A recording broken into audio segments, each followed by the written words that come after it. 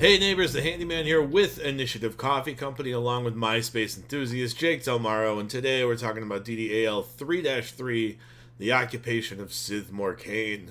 Writers Cindy Moore, editors Claire Hoffman, Chris Tulach, and Travis Woodall. This is a 4-hour module set for Tier 2 play tuned to 5 8th level characters. The party is tasked with the errands of Elenil Elacidil. After escorting a captive to Elventree, our heroes will be asked to venture through the Underdark to rescue the captives in a coup in Szith Morcane. Part 1, Unwelcome Visitors. To begin, the party is asked by Elacidil to escort a drow stricken with madness to Elventree. The party comes across Alua's Lighthouse, a small settlement of non-humans in refuge from Hillsfar's xenophobic laws. Upon reaching Szith Morcane, the party joins Elacidil at the Hall of the Unicorn and is asked to venture to Szith Morcane and free Solomon Nedrizak from his captors. Jake, start us off. So, beginning this mod, well, first and foremost, as a DM, you have to be really aware of the fact that this is your first tier 2 mod with some of your players. Or, I mean, if you're playing in whatever kind of setting, if you're playing this in a set of, this is your first tier 2 from season 3. So you're going to probably have to be erring on the side of, reducing any kind of combat. Mm-hmm. That's the first note I want to make. Then you jump into the story. Really neat. So you were given a message from different factions or faction adjacent people that they need help. And you're headed to Elventree, where you come across Elenil, who is... was in a little bit of a pickle scuffle, yeah, I think is the right word. Yeah. Where she's like, hey, I still don't know you, but hey, I know you can help me, let's go to Elventree. And upon that route, you go to you accept because you're not jerks. They're not jerks. And you come across Alua's Lighthouse, which is one of the first times that we really have a settlement that is just like sour tasting towards the humans. Like, they are the direct recipients of any of the hatred of the great laws of humanity. And I kind of like leaning into that as a DM, because it did... I try not to let my NPCs be pushed over, like, oh, you did a nice thing, and then you've given me a rock. I'm so happy. I'm so fortunate you gave me a rock. Like, I really try to lean into the fact, like, this is someone who is resentful of what has happened, and really show the opposite side of what happens to the opposite side of people that were oppressed, when they are the ones now kind of being the oppressors towards people, like towards your party, who really have been only doing good in the region. Like, their name kind of should be known. I'm not saying like widespread, like, oh my god, I can't believe so and so showed up. Yeah, but I think like fifth that level concept. is a time when, at least the Dungeon Master's Guide suggests, that you have some degree of notoriety in the region. Like, definitely how immediately they've been like in the area. They haven't been doing Underdark stuff. Yeah. Like, but I do like to play the fact of like someone who's bitter to the taste of oppression, while they're actually just being hypocrites and being kind of oppressive themselves. And then flip side of it, that same person being, or that same oppressed individual, flipping the switch to the non-humans and being like, oh, you're cool. Like, the humans are not cool though. And it's just a weird contrast. He's not going to show up ever again in this campaign unless you want him to. But it's really just a dialogue box. He could, if you're looking for places to cut, this is it. Alua Lighthouse is, I don't want to say irrelevant, but nothing really happens there. No, there's nothing that happens here. You get some biscuits. Yeah, you get like a tone of the region and like an idea of what's been going on in Hillsfar, but ultimately that's the extent of it. In fact, if your party decides to be jerks and not help Elacidil on the road, they're not allowed into Alua's Light. Like, they are refused at the gate. So you can definitely, if you're trying to cut time, shave a couple minutes here without too much effort. Beyond that, then you get to meet the faction representatives when you find, like, I don't know, it's might be one of the first times you actually enter Elventree, or it might have been doing this because of Jake's bad brain, but they give quite a bit of detail to what Elventree is, because it might have been just because it's tier 2, the first mod in tier 2, but like it gives a good amount of detail, and then you get to meet all of the faction representatives. I think all of them, or like 4/5 of them. There's 3 of them. Oh, 3 of them. Yeah, the other 2 are MIA. Harper's, and Order of the Gauntlet. So you're missing Zents and Lord's Alliance, which I think Seer is the other one. I don't remember. He comes up later. The Lord's Alliance. Vum comes up into the in the Underdark. I'm thinking of someone completely different then.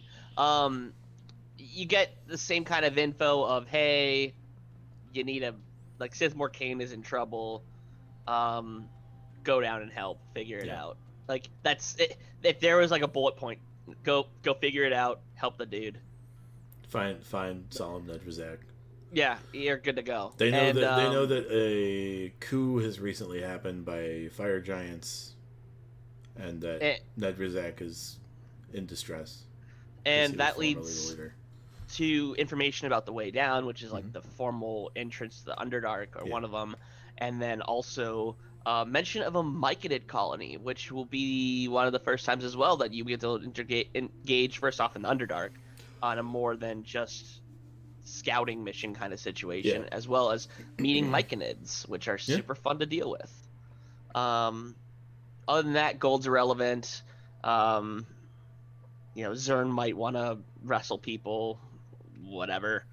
If you didn't help LNL in the beginning, Zern will want to wrestle someone. Yeah. So I don't think there's anything crazy here as a DM. That like there's interesting roleplay encounters, but if there's time constraints, you can definitely cut stuff out.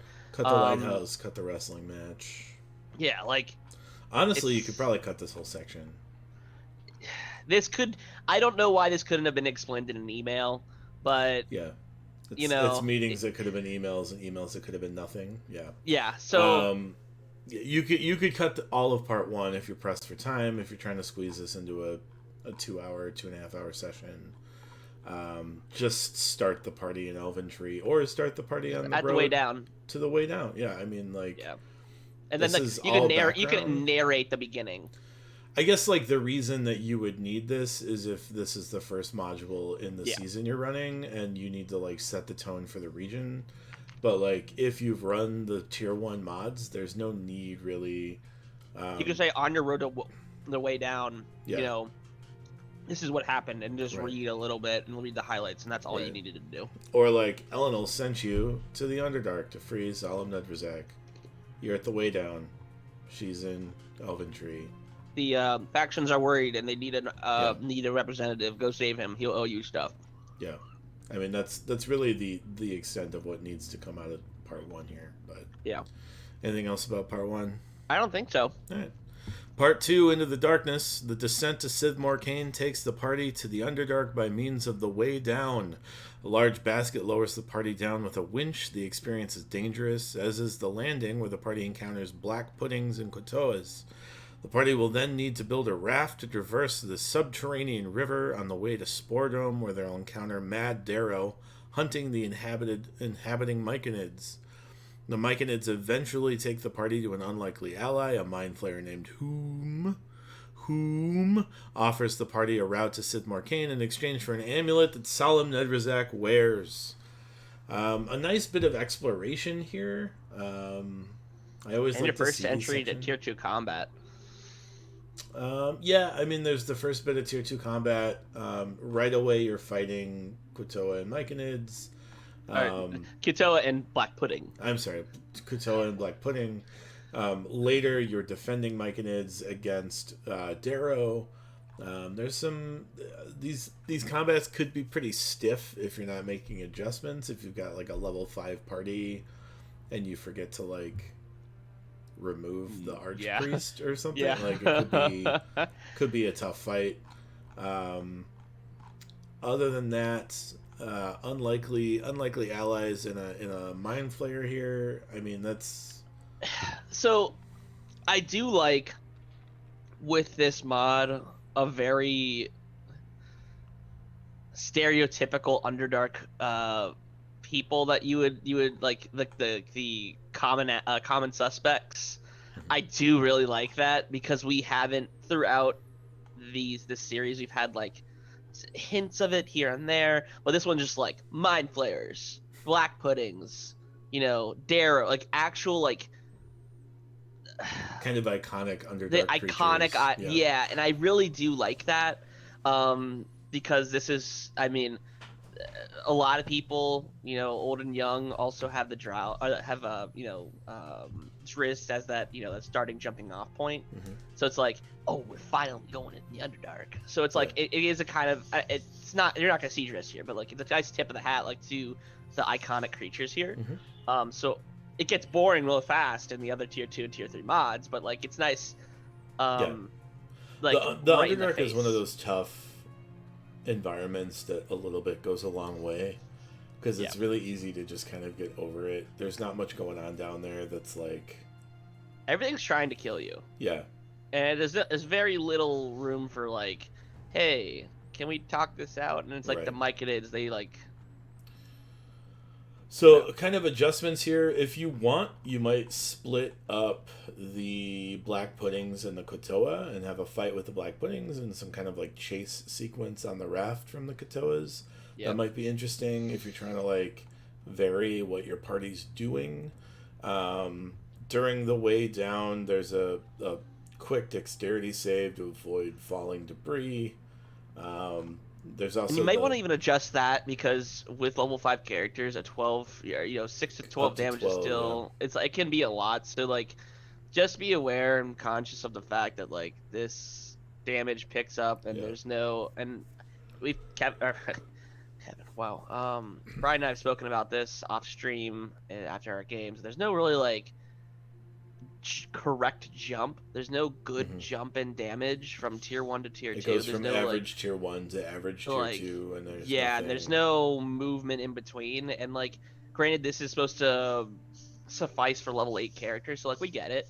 But like maybe the potential 12 is actually 8 damage. Like I like 2d4 make it instead of 2d6. Yeah, or like 2d4 plus 2, and if it's 8, then keep it at 8, or like some stuff like that. But like, once again, that's up to your discretion. But just be conscious of the fact that just make it average damage, right? You could just do 8 damage flat because that's average. Or whatever. So like, just as a DM for Adventures League, just be aware that you can have 10s and level 5s, and just I mean the tiers are wide, right? And that's, I think, intentional, but also provides a bit of liability that you as a DM kind of have to manage. Yeah. The other thing I'll say about the part 2 here is keep in mind that these like seasonal madness rules are in effect. Every day they're in the Underdark, they like long rest. Every long rest, and they get worse. They're pretty manageable soon, but right now I don't think you might get access to remove curse at 5th level. So they become pretty manageable, but only if somebody has bothered to take remove curse. So that's hopefully you got somebody that did. Well, that is common throughout this season. So the other thing, so further on to this moving past the combat, reaching out and like talking to the Myconids, they're gonna toot their mushroom toot, and everyone, or the sport toot, and they're going to be able to communicate about what's happening in the Underdark. They tell you things are going crazy and starting to give you a hint of, why this is, season 3. This awful Underdark season. Or at least be aware now, DM, that a lot of this stuff is going to get like Underdark heavy. Like, if you didn't expect that, but like everything tier 1 was like above ground, tier 2 is now like you're below ground, or you might be occasionally above ground, but you're mostly below ground. And getting creative with your players is probably the best way to be most engaging with them, because since they're trying to get killed, or they're attemptedly trying to get murdered. Yeah, there you go. Multiple times in every mod because of the denizens of the Underdark. Try to break it up or make these interaction sequences a lot more aggressive, unless that's not what your party wants. And maybe embellish some stuff, and make it very clear who is your friends here. These Myconids can murder you, but they don't want to. But are choosing not to. Yeah, they're holding back the pistol here, and being helpful to them, they will be helpful back. I mean, the same thing with the Myconid ally, the Mind Flayer, right? Like, the Mind Flayer could easily eliminate your whole party if they're level 5. Without a question. But is opting not to because he sees more use in you, right? So, that's a thing in the Underdark that is uncommon, right? Like, everything tries to kill you, nothing is fun. But that's a part of it, though. There is a strategic value that they see in you, which is dumb for some reason, but like, whatever. I don't think there's anything crazy in terms of any other like. Oh no. There's pretty straightforward in the mod. Contingencies here if your party decides they want to try to attack the Mind Flayer. That they should really just die, but. Right. They shouldn't try to attack the Mind Flayer. And yeah, I don't think there's anything major going on. Just like play your characters up. Once you get past the Darrow, it becomes a talking portion for a little while. And yeah, I don't think there's really anything else in this portion to say, hey, like, watch out. Right. Yeah. I think if you're still looking to cut time, the Katoa fight you could cut. You could turn the Darrow fight you could cut.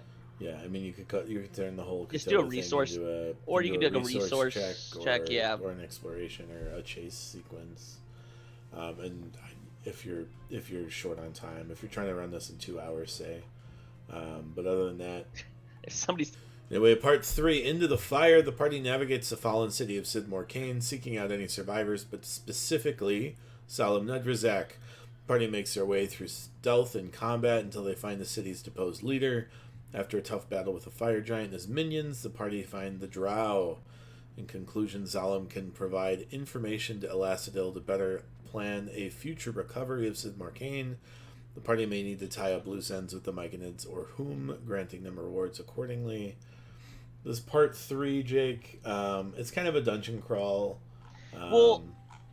It's so neat. It is really because neat, yeah. Because Szith Morcane's got a huge ass spider that just exists, and it also is like a spider-shaped city or a web-shaped city. So like, there's just huge webs that go across from area to area, and like there's like they say that they're like, even in one of the box texts, it's like what can only be described as an enormous spider leg as long as the immense tree extends from the darkness and touches a thick strand of vibrating web, silencing it. It nudges gently at the sticky rope before the leg withdraws and disappears back into the darkness.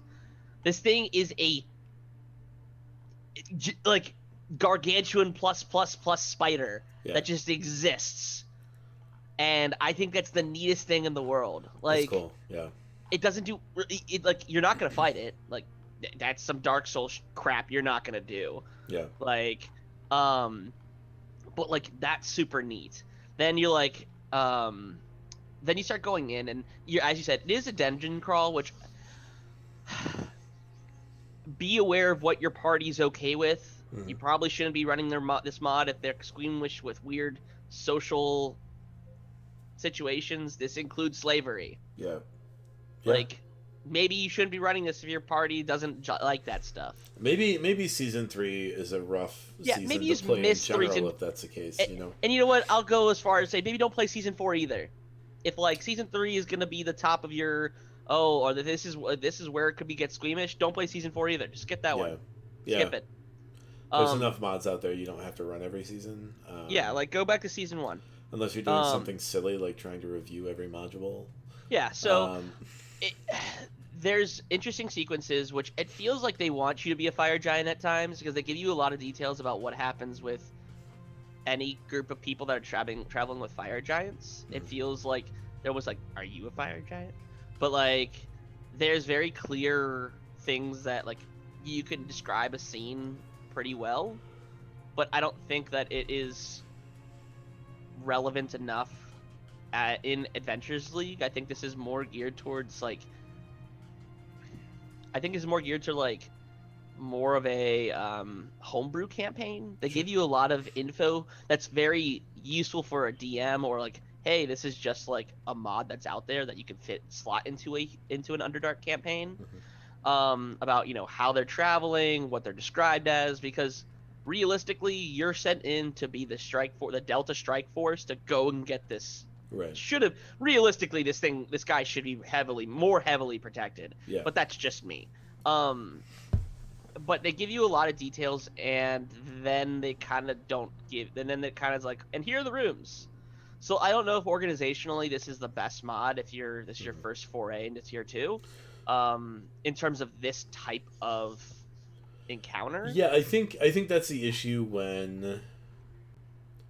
So the issue here is it's a dungeon crawl tacked onto the end of a different module, right? Yeah. And I think like any time that a dungeon crawl is one of 3 parts of a module in AL, the dungeon crawl is underdeveloped, right? And Or I think that's it's kind of developed enough for a more experienced DM. Sure, yeah, you can flesh it out if you know what you're doing, but if this is your first time in tier 2, this isn't like Dues for the Dead, right? Where it's only a dungeon crawl and every room has full detail, because this is part 3 of 3 parts. So, and you can see this in certain areas, i.e. S1, S2, S3, and S5 in terms of rooms. If you got this open, they're like 2 sentences, right, with no like description. It's like, this room is newer construction than the others. It is modestly sized study. There's nothing of value present. Like, that shouldn't be a room description. Just get rid of the room. Make it other rooms bigger. Yeah. Like, it reminds me of there's like an epic, like a Halloween epic that takes place in a mansion with like 11 bathrooms, and it's like, this is a bathroom for all 11 bathrooms. I was like, this is silly. Like, hey, that was a good epic. Let it go. All right. Even though it kind of was the final version was good. I was working. The final version was good, but we were all working off of. Everyone else was working off drafts. Different drafts. Anyway. Yeah, I think, this dungeon crawl is fun if you want to put a little bit of extra work into it. It's functional if not. I just don't think it's going to be the most rewarding if you're not going to put some extra work in. Eventually, your party's going to find Solemn Nedrazak. He's being guarded by a fire giant named Fidor and 4 drow. And enjoy that fight. Yeah. Even if it's just that fire giant, he will beat booty. Yeah, I mean, fire giants are not pushovers, so keep that in mind.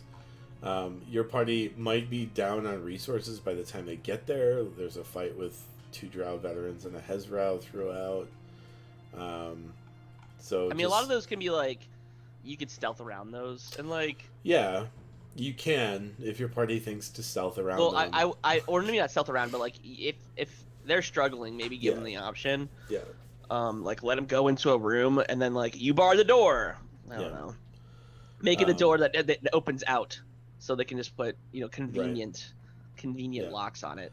I don't remember if this is where it is, but as you get further and further this season, corruption becomes a lot more relevant, and I don't see it here, but I also, have... That's the madness mechanic. No.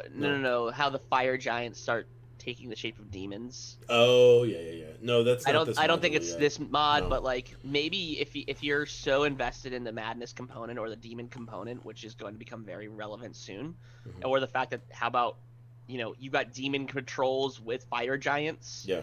You could start indicating that they have like, or maybe in the next following up mods, but there's only a handful that actually have the giants in them. Maybe start attempting the fact that like they don't look like ordinary fire giant. I mean, this is the first time you've encountered a fire giant, like, first and foremost, but like, of what you've heard, they seem a little bit more extra demony. Right. Or demony at all. Yeah. They have baby flap wings. Right. But I don't think there's anything crazy here. You got It's all some certainly interesting manageable, details. You had interesting details to some of these places. And yeah, I don't think there's anything crazy that you worry about. I mean, just know a fire giant stat block. Know that a fire giant will murder everything and anything in its path if it's not properly kept in place. Maybe For fudge sure. your dice. How about that? Yeah. That's probably what I'll say throughout the rest of season 3. Anything giant related, don't let your players see your dice. Yeah. It's when it's like, oh, I rolled a 4. Yeah, it's like that's a 19 to hit. Yeah. And you're kind of like, oh, what do you mean? And it's like, oh, this guy can wallop on you, and every single hit average damage is 28 damage. Yeah. That is 2 hits, and they have 2 hits around. They're chunky.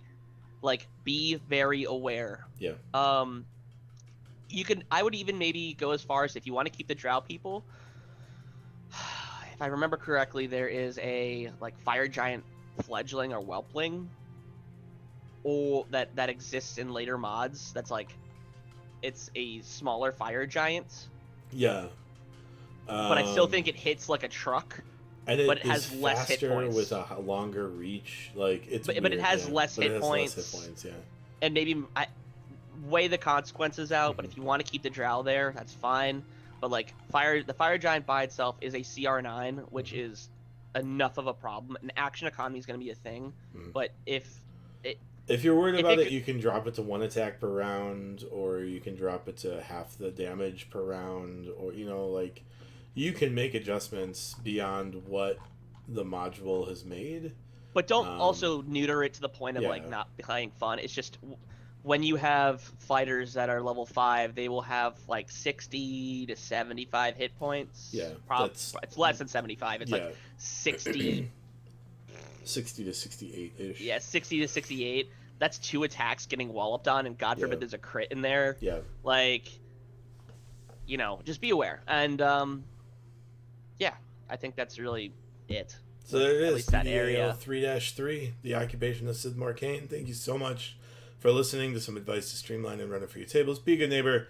Give us a thumbs up. Subscribe. Toll the Dead for notifications. Find us on Twitter, Instagram, Facebook, and Patreon. And from now until the next time, roll together.